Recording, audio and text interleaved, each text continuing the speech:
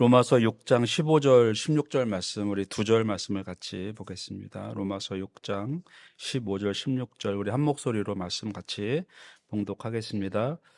그런즉 어찌하리요? 우리가 법 아래 있지 아니하고 은혜 아래 있으니 죄를 지으려 그럴 수 없느니라. 너희 자신을 종으로 내어주어 누구에게 순종하든지 그 순종함을 받은 자의 종이 되는 줄을 너희가 알지 못하느냐.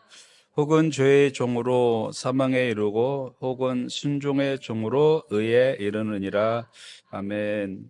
로마서 이 6장 말씀은 사실 이렇게 죄론에 대해서, 죄가 있으면 구원을 받냐 못 받냐, 이제 그렇게 이제 죄론에 대한 이제 그러한 이야기, 인죄론이라고 이제 그 신학교에서는 배우는데, 사실 우리가 이거를 그냥 죄에 대한 것, 은혜에 대한 것으로만 생각하면 이 본문을 한 10분의 1밖에 이해를 못하는 겁니다. 이 말씀은 성도의 삶이 어때야 되느냐라는 이제 그런 말씀이거든요. 그래서 지난주에 우리가 살펴봤던 것을 복습을 해보면 12절 말씀에 그러므로 너희는 죄가 너희 죽을 몸을 지배하지 못하게 하여 몸의 사욕에 순종하지 말고, 그러니까 12절 말씀은 지배권의 교체를 말합니다. 그러니까 누가 왕이냐라는 거죠. 누가 나를 지배하느냐.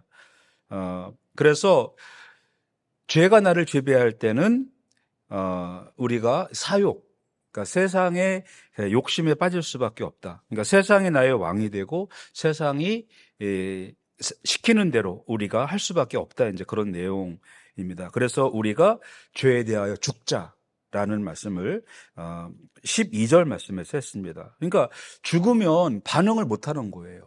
그죠?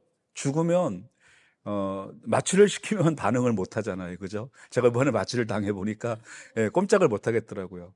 옆으로, 침대 옆으로 가라고 해서 이렇게 갔더니 그냥 흔들어서 깨워줘 보니까 벌써 다 끝나고 나와 있어요. 그러니까 죽으면 어떻게 할 수가 없는 거잖아요. 그죠? 이제 그런 것처럼 여기에서 죄가 너희 죽을 몸을 지배하지 못하게 하여. 그러니까 죽을 몸. 그러니까 죽은 몸, 죽을 몸. 이제 어차피 우리는 죽을 몸이거든요. 그러니까 이제 우리는 이제 죽었기 때문에 죄에 대해서 지배를 받지 못하게 해야 된다. 그러니까 죽었으면 그러니까 주인과 노예 관계에서도 노예가 죽으면 주인이 노예에게 야, 너 죽었어도 이건 해라 할 수가 없잖아요. 그죠? 죽었으면 끝나는 겁니다. 그런 것처럼 우리의 지배권이 죄에 대해서는 완전히 죽었고, 그래서 우리는 사욕, 즉 어떤 세상에서 필요한 욕심이 아닌 불필요한 욕심들, 그것을 우리가 버리자라는 그러한 말씀이고요. 13절에서는 병기, 무기의 전환입니다. 그러니까 불의의 무기로 드리지 말고 하나님의 의의 무기로 드려라는 말씀이거든요. 그러니까 내 몸을 누구에게 맡기느냐, 내 몸을, 내가 무기인데 이 무기를 사단의 손에 쥐어주느냐 하나님의 손에 쥐어주느냐라는 겁니다. 무기 자체는 싸울 수가 없습니다. 여기 총이 아무리 많아도 총을 쏘는 사람이 있어야 총이 무기가 되는 거거든요. 근데 우리는 무기예요. 그렇게 말씀을 하고 있거든요. 우리는 무기인데 무기 자체 갖고는 아무것도 할 수가 없는 거예요. 이 무기가 누구의 손에 들리느냐, 하나님의 손에 들리느냐 아니면 사단의 손에 들리느냐. 근데 사단의 손에 들리면 완전히 파괴하는 그러한 무기가 되고, 하나님의 손에 들려주면 이거는 살리는 무기가 된다는 거예요.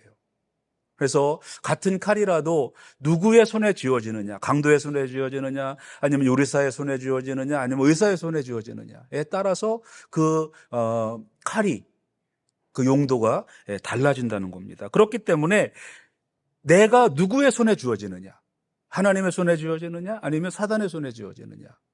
여러분들은 누구의 손에 쥐어지고 싶습니까? 하나님의 손에 쥐어져야 됩니다. 이거는 당연한 거예요. 이거는 결코 중립지대는 없습니다. 하나님하고 사단하고 같이 지고 같이 노십시오. 그게 안 된다는 거예요.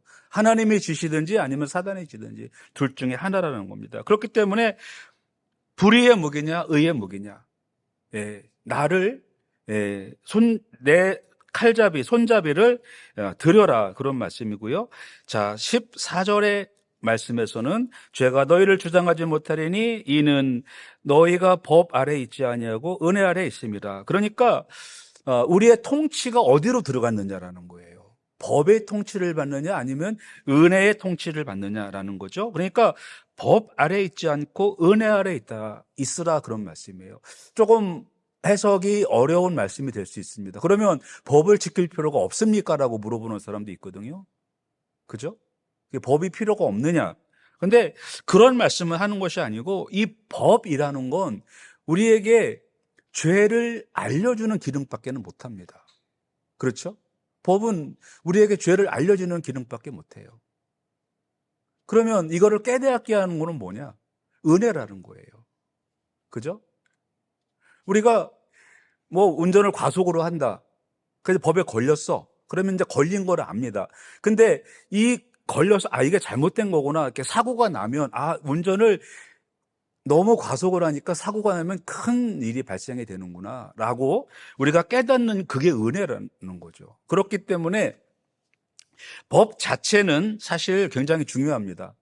하지만 그 법이 좋고 나쁜 거를 깨닫게 하는 것은 바로 은혜라는 겁니다. 그렇기 때문에 법도 중요하지만 은혜는 우리의 신앙생활을 하는 데 있어서 더 중요하다. 이제 그런 말씀을 우리가 지난주에 살펴봤습니다. 그래서 이제 15절 말씀으로 가는데, 자, 15절 말씀에 가면 그런즉 어찌하리요? 우리가 법 아래 있지 아니하고 은혜 아래 있으니 죄를 지으리요 그럴 수 없느니라. 자, 1절에 가보면 이런 말씀이 나옵니다. 로마서 6장 1절에는 은혜를 더하게 하려고 죄에 거하겠느냐? 이 말씀은 뭐냐면, 이 말씀은 예수님이 이 땅에 오신 목적이 뭐죠? 우리를 죄에서 구원하기 위해서. 그러니까 예수님이 이 땅에 오신 것은 우리가 죄가 있기 때문이라는 거예요. 그죠? 자, 그러면 죄가 예수님을 오게 했으니까 좋은 겁니까? 나쁜 겁니까? 어떻게 보면 좋은 것도 같은데 나쁜 것도 같고 그렇잖아요. 그렇죠? 그러면 1절에 은혜를 더하게 하려고 죄에 거하겠느냐? 그러니까 예수님이 이 땅에 오시게끔 하려고 죄에 거하겠느냐? 죄 안 거했으면 예수님이 안 오시는 게 더 좋은 거였습니다. 그죠? 우리가 이 함정에 빠지지 말아야 되는 거예요. 자, 15절 말씀은 그렇습니다. 은혜 아래 있으니, 여기 보면 법 아래 있지 않고 은혜 아래 있으므로 죄를 지으리요 그랬잖아요. 그죠? 자, 우리가 은혜 안에 있으니까, 예수님으로부터 구원을 받았으니까 그러면 그냥 실수로 가끔 죄를 지어도 되지 않겠냐 그런 말이에요. 이게 이제 무슨 조리적인 그게 아니고 우리 생활의 그 의미인 겁니다. 자, 구원 받았으니까 뭐 어차피 구원 받은 사람이니까 실수할 수도 있지. 그렇죠? 어떻습니까? 근데 1절과 15절 말씀은 사도 바울이 죄가 있기 때문에 예수님이 오셨으니까 그건 좋을 수도 있다 그런 내용이 아니고, 우리가 은혜로 구원 받았으니 실수로 죄를 짓는 거는 용서해 주신다 그런 내용이 아니고, 우리가 죄에 방종하지 말자. 우리가 예수님이 오게 하게끔 한 것도 죄송한 일이고, 우리가 은혜를 받고 나서 죄를 짓는 것도 죄송한 일이고, 그러니까 우리는 죄의 방종에 대해서 경계하는 이 사도 바울의 말씀에 귀를 기울여야 된다. 그런 말씀입니다. 자, 그러면 15절을 보면 그런즉 어찌하리요? 그렇죠? 그러니까 14절 말씀에 너희가 법 아래 있지 않고 은혜 아래 있음이라. 그런즉 어찌하리요? 우리가 은혜 아래 있는 사람인데 그런즉 어찌하리요? 그런 말이에요. 은혜 아래 있는 사람입니다. 자, 그러면 어떻게 하겠느냐라는 거예요. 근데 우리가 이제 그때 상황을 잘 몰라서 이제 우리가 이 내용이 얼마나 심각한지를 모르는 거예요. 근데 그 당시 사도 바울 당시로 올라가 보면 교회 안에서도 아버지의 아내랑 사는 사람이 있었어요. 그러니까 새엄마죠. 그죠? 예. 교회 안에서. 예. 그뿐만 아니고 교회 안에서 율법주의자들이 들어왔습니다. 고린도서에 보면 그런 교회 안에 있는 죄들이 많이 나오고 있어요. 이제 현대에 들어와선 이제 이런 교육이나 이런 것 때문에 이제 그런 죄까지는 짓지를 않는데, 이 초대 교회 안에서 교회 다닌다 하면서 뭐 율법주의로 가는 것뿐만 아니고 교회 안에 너무나 많은 잘못들이 있어요. 이제 그런 거를 이야기를 하는 겁니다. 당신들이 예수 믿으면 예수 믿는 사람으로 사십시오. 그런 겁니다. 그런즉 어찌하리요? 죄를 져도 되냐? 예수 믿고 구원 받았으니 구원 받은 건 변하지 않는 거라며, 한번 구원은 하나님이 잡으시면 놓지 않는 거라며, 그러니까 우리가 죄를 마음대로 져도 되는 거야? 하면서 하시는 말씀이 그럴 수 없느니라, 이렇게 합니다. 그러면 왜 우리가 그럴 수 없느냐? 법 아래 있지 않기 때문에 그렇다는 거예요. 법의 지배를 받지 않는다라는 겁니다. 율법의 지배를 받지 않는다라는 겁니다. 이 말은 그런 법을 안 지켜도 되냐, 그런 의미가 아니죠. 그죠? 네. 교회 안에서 여러 가지 법이 있는데 그 법을 안 지켜도 되냐, 그런 의미가 아니에요. 이 법이라는 건 우리가 지킬 의무가 있습니다. 그런데 이 법을 지킬 의무가 없어도 이제 앞에 나오는 은혜 아래 있으니 이거를 생각하면 이 법은 지켜야 되냐 말아야 되냐 그런 말할 그런 가치조차가 없는 겁니다. 법은 안 지키려고 있는 게 아니고, 그러면은 우리가 법 아래 있지 않고 은혜 아래 있으니 법을 지키지 말자, 그런 내용이 아니고, 은혜 아래 있으니까 법은 그까짓 거는 당연히 지켜내는 거예요. 그렇죠? 지켜내는 겁니다. 그러니까 사람들이 착각하는 게 그거예요. 법 같은 거는 우리가 은혜를 받았으면 안 지켜도 된다. 그게 아닙니다. 아니, 은혜 받은 사람이 어떻게 법을 안 지켜요? 그렇죠? 뭐 교회 일도 마찬가지입니다. 좀 죄송한 표현이지만, 믿음이 좋으면, 믿음이 좋다고 하는 사람들은 법을 지켜야 된다는 겁니다. 법을. 근데 이 법은 뭐냐? 그러니까 법은 어떤 정죄의 기능을 갖고 있는 거거든요. 뭐 주일에 예배 빠졌냐? 뭐 기도 생활 했냐? 안 했냐? 그게 이제 법으로 정해져 있거든요. 그래서 이 법은 정죄의 기능을 하고 있는데, 이 법을 정죄의 기능으로만 사용해서는 안 된다는 겁니다. 이 법은 뭐냐면 은혜 받은 사람의 행동으로 우리가 처리를 해야 된다는 거예요. 그러면 이 법을 지켜야 되느냐 말아야 되느냐 그런 의논조차가 필요가 없습니다. 그렇죠? 네. 지켜야 되느냐 지키지 말아야 되느냐 그걸 할 필요도 없고, 그거는 은혜 받은 사람들은 그냥 무조건 그냥 나오는 반응이 돼야 된다는 거예요. 그 정도가 돼야 오늘 사도 바울께서 우리에게 요구하는 신앙에 올라가는 겁니다. 죄를 지으리요? 이렇게 이제 나오잖아요.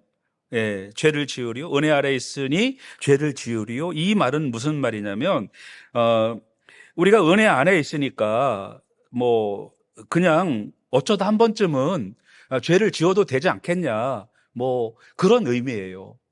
그러니까 어쩌다 한 번도 안 된다, 그럴 수 없느니라, 이렇게 되는 거예요. 그러니까 어떻게 보면 법을 강조했던 율법주의보다 더 무서운 게 은혜주의예요. 그렇게 되는 겁니다. 그렇죠? 은혜를 강조한다 그래서 뭐 이제 구원파나 이런 이단들이 은혜를 강조한다 그래서 법을 지켜야 되느냐 말아야 되느냐, 여기 아주 단호하게 말하잖아요. 그럴 수 없느니라. 왜? 우리는 은혜 안에 거하기 때문에. 이렇게 되는 겁니다. 그래서 왜 우리가 죄를 지을 수 없는가? 여기 이제 15절에 보면 그 세 가지 이유 때문에 그렇습니다. 우리가 죄를 짓는 것은 우리 신분의 모순입니다. 죄를 짓는다는 건 우리의 신분은 이미 예수 믿고 새로운 사람이 된 거예요. 근데 새로운 사람이 됐는데 다시 옛날 잘못을 하는 거는 우리가 변화된 신분의 모순이 되는 겁니다. 그렇기 때문에 죄에 대한 것은 우리가 단호하게 거부해야 된다는 것입니다. 그래서 소유는 하나님의 소유인데 사는 거는 세상에서 살아. 이게 신분의 모순이라는 겁니다. 그렇기 때문에 하나님의 소유가 됐으면 하나님의 뜻대로 살아야 된다. 그런 것이고요. 그 다음에 우리가 죄를 지을 수 없는 것은 은혜의 성격 때문에 그렇습니다. 금방 얘기했던 것처럼 은혜 아래에 있는 사람은 법을 지켜야 말아야 했느냐 그런 의논을 안 합니다. 이 법은 그냥 지키는 거예요. 우리가 착한 시민들, 그렇죠? 착한 시민들, 좋은 시민들은요, 뭐 법을 지키라 말아 할 필요가 없습니다. 그냥 60km면 60km로 가고 70km면 70km로 가고 그럽니다. 그렇죠? 왜? 이분들은 국가에 대한 충성심이나 이 사회 질서에 대한 그런 지키려는 그런 마음들이 있거든요. 그렇죠. 그러니까 은혜 아래에 있는 사람들은 법은 그냥 자연히 자동으로 지킨다. 그런 의미입니다. 그러니까 은혜 아래에 있는 사람들, 즉 예수님의 그 구원 사역으로 인해서 구원받은 사람들, 이 사람들은 그 은혜의 성격상 죄를 지을 수가 없고요. 그 다음에 지배의 원리입니다. 누구 손에 이게 칼이 들려 있느냐예요. 그러니까 죄를 짓는다는 거는 곧 불의의 무기로 사단의 손에 들린다는 거예요. 그렇기 때문에 이거는 지배권의 원리입니다. 누가 지배를 하느냐? 죄가 지배를 하느냐? 하나님의 지배하느냐? 중립지대는 없다. 그죠? 중립지대는 없습니다. 하나님 반, 세상 반 이건 없습니다. 그러니까 엘리야가 이스라엘 백성들에게 어느 때까지 중간에 머뭇거리겠느냐? 하나님 아니면 바알을 선택하라 그거예요. 중간은 없다라는 거죠. 그렇습니다. 그래서 15절은 은혜는 율법보다 더 엄격한 거룩을 요구한다라는 겁니다. 이게 15절에 하시는 말씀이에요. 그러니까 은혜가 너무 커서 죄를 지을 수가 없다라는 거예요. 은혜가 너무 커서 법을 그냥 자연히 지킨다는 거예요. 잘 못 지키면 은혜가 조금 떨어지는 거예요. 그런 의미가 되는 겁니다. 그러니까 여러분 이 은혜가 그 넘치는 사람, 어떤 선교사님이 그런 간증을 하는 거를 들었어요. 미국에서 마약 중독자였어요. 근데 예수님 영접하고 극적으로 그 마약에서 해방이 되었는데 선교사를 하면서도 그 마약을 한 번씩 맞고 싶대요. 그렇게 그 유혹이 있대요. 그런데 안 맞는데요. 왜 안 맞냐면 은혜가 크니까 마약을 안 맞아도 금단 현상이 안 나타나는 거예요. 근데 그 마약의 그 쾌감, 그거는 항상 마음속에 그런 쾌감이 남아있다라는 거예요. 근데 왜 그걸 안 하느냐? 은혜가 더 크니까. 그런 겁니다. 그렇기 때문에 은혜는 율법보다 더 큰 거룩을 요구한다라는 겁니다. 그러니까 은혜가 있으면 율법은 그냥 뭐 좀 한 단계 아래이기 때문에 그까지 거는 쉽게 지켜내는 그런 의미가 있는 겁니다. 자, 그리고 오늘 이제 16절 말씀은 오늘 그 말씀의 제목과도 같은 건데 너희 자신을 종에게 내어줘 누구에게 순종하든지 그 순종함을 받은 자의 종이 되는 줄을 너희가 알지 못하느냐. 혹은 죄의 종으로 사망에 이르고 혹은 순종의 종으로 의에 이르느니라. 그러니까 내가 어떤 순종의 대상이 누구냐에 따라서 그 순종의 대상의 종이 된다는 겁니다. 내가 이 그 사망의 종, 죄의 종으로 하면 나는 죄의 종이 되고 하나님의 종으로 순종의 종이 들으면 순종을 하면 하나님의 종이 되고 이제 그런 의미가 되는 겁니다. 그러니까 너희 자신을 종으로 내주어라는 것은 13절에 나와 있는 것처럼 하나님께 드리라 그런 뜻입니다. 그러니까 너희 자신을 종으로 내주어 그러니까 너희 자신을 종으로 드려 그런 의미가 되는 거죠. 그러니까 나를 누구에게 드리느냐라는 이제 그런 의미입니다. 내가 내 몸과 마음을 어디에 배치하느냐, 어디에 두느냐, 그런 겁니다. 그래서 나의 소속이 어디냐, 어느 쪽에 내 소속을 하겠느냐 그런 말이에요. 죄의 종으로 아니면 순종의 종으로 어느 쪽에 나를 놓겠느냐 그걸 택하라는 거예요. 사도 바울이 그런 요구를 하는 겁니다. 그래서 그 순종함을 받은 자의 종이 되는 줄 알지 못하느냐. 알지 못하느냐라는 말은 이거야 그야말로 상식이라는 거. 이거 몰라? 그런 뜻이야. 그것도 몰라? 그런 뜻입니다. 이거는 이제 여기 보시면 노예제도에서 이 예화입니다. 예화. 이거는 당시에는 이제 노예제도가 있었잖아요. 이 노예제도는 종들이 이제 있습니다. 노예들이 있는데 이 노예들은 로마 밖에서 잡아온 사람들입니다. 로마 시민은 노예가 될 수가 없어요. 그러면 이제 왕들이 정복 전쟁을 합니다. 그래가지고 왕들이 정복 전쟁을 해서 노예를 많이 잡아다가 로마 시민들에게 종을 나눠줘요. 그래서 인기 있는 왕들은 뭐 그 당시 왕들은 그 이제 공화정 원로들이 뽑았으니까 황제를 뽑았으니까 인기 없는 황제는 그 원로원에서 그 황제 그 불신임 탄핵을 할 수도 있으니까 그래서 왕들이 많은 노예를 잡아다가 갖다 주는 게 이제 인기 있는 왕이 되는 거예요. 근데 노예를 잡아다가 노예를 나눠주면 그 노예는 그 집의 노예가 되는 거예요. 이 노예가 이 집 노예도 되고 저 집 노예도 되는 게 아닙니다. 노예의 주인은 딱 한 주인이에요. 바로 이제 그 얘기를 하는 겁니다. 자, 그런데 노예 주인이 죄의 종이냐 아니면 순종의 종이냐? 이거는 한 주인밖에 없다는 거예요. 죄가 주인이냐 순종의 주인이냐? 중간 어디도 없다라는 겁니다. 이제 그런 말씀을 하시면서 죄의 종은 어떤 행위를 하느냐? 죄의 유혹과 정욕에 굴복된다라는 겁니다. 그 결과는 사망. 순종의 종은 하나님 말씀과 뜻에 굴복하고 그의 결과는 의에 이른다. 그 말씀이 16절 말씀을 우리가 정리하는 겁니다. 자, 그러니까 15절 말씀은 이겁니다. 은혜 아래에 있으니 죄를 지어도 되는가? 라고 이제 질문을 하는 거죠. 15절에. 16절에서는 뭐라고 하냐면 순종의 대상이 누구냐라는 거예요. 자, 그러면 15절에서 은혜 아래에 있으니 죄를 지어도 되는가? 가끔 죄를 지어도 상관없냐?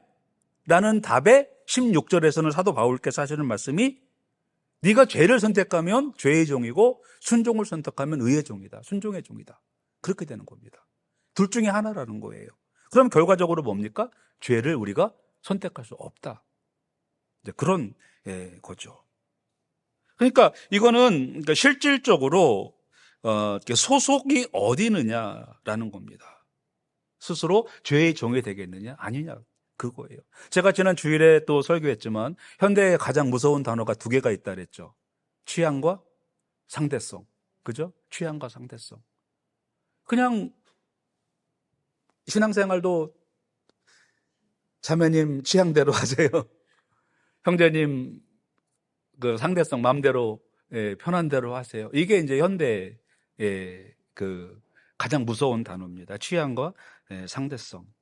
근데 이게요 교회 안에 지금 너무 깊이 들어와 있습니다. 그래서 선교에서도 이 그 상대성 그거를 그 선교 용어로 뭐라고 하는데 문화선교? 문화선교라고도 하고 뭐라고 하는데 이건 뭐냐면 그 지역에 가서 그 지역 실정에 맞도록 선교를 하는 거예요.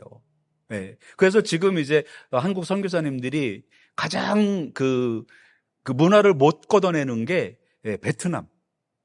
이런 데는 그 조상 숭배 그거를요 걷어낼 수가 없대요. 그러니까 여기에다가는 그 성경 놓고 여기에다가는 부모님 재단 놓고 그렇게 한대요. 근데 여기에서는 죄의 종이냐 순종의 종이냐 둘 중에 하나를 선택하라는 겁니다. 그죠? 그래서 여기 16절 말씀은 뭐냐면 사실은 이게 자유에 대한 말씀이거든요. 자유. 근데 이거는 또 자유의 역설입니다. 우리가 죄를 짓는 게 자유가 아니라는 거죠. 그죠? 죄를 짓는 게 자유가 아니고 죄를 짓지 않는 것. 그게 자유라는 겁니다. 죄에서 자유한다라는 건 죄를 질 수 있지만 안 짓는 것이 죄라는 것입니다. 그래서 우리가 이제 지금 우리가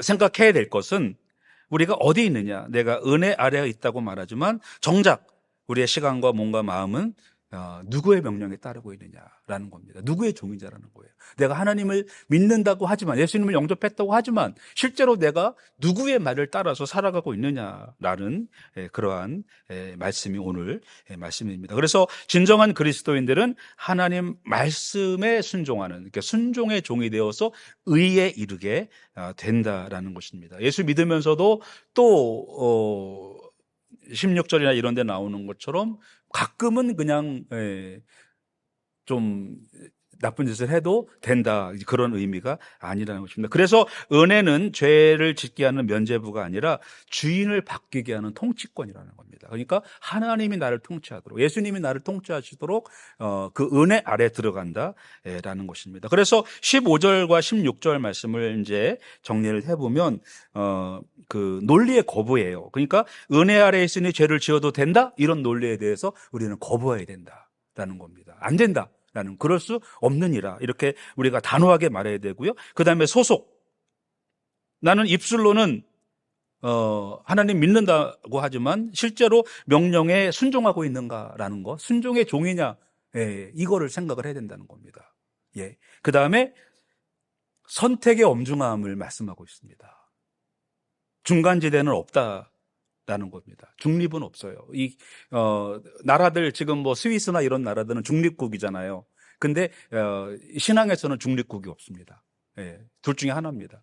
죄의 종이든지 아니면 순종의 종이든지 둘 중에 하나, 그 어떤 것도 다른 어떤 그 선택지를 우리에게 주지를 않았습니다. 그래서 결론적으로 그리스도인의 자유는 죄를 지을 자유가 아니라 죄를 거절할 수 있는 자유를 말씀을 하고 있습니다. 그래서 우리는 선포해야 됩니다. 나는 이제 죄의 종이 아니라 하나님의 종이다 라고 우리가 선포하시고 그렇게 사시기를, 순종의 종으로 사시기를 축원합니다. 우리 한번 기도하시겠습니다. 우리 기도하실 때 오늘 우리가 말씀을 생각하면서 우리가 신앙생활에 있어서 지켜도 되느냐 말아야 되느냐, 이런 것을 생각을 할 때가 있었습니다. 우리가 약하기 때문에, 연약해서 우리가 실수를 할 수도 있지만 우리가 때로는 실수가 아닌 한 번쯤은 괜찮겠지라는 그러한 생각을 하고 죄에 빠졌을 이제 그러한 때도 있습니다. 하나님, 우리가 이제는 단호하게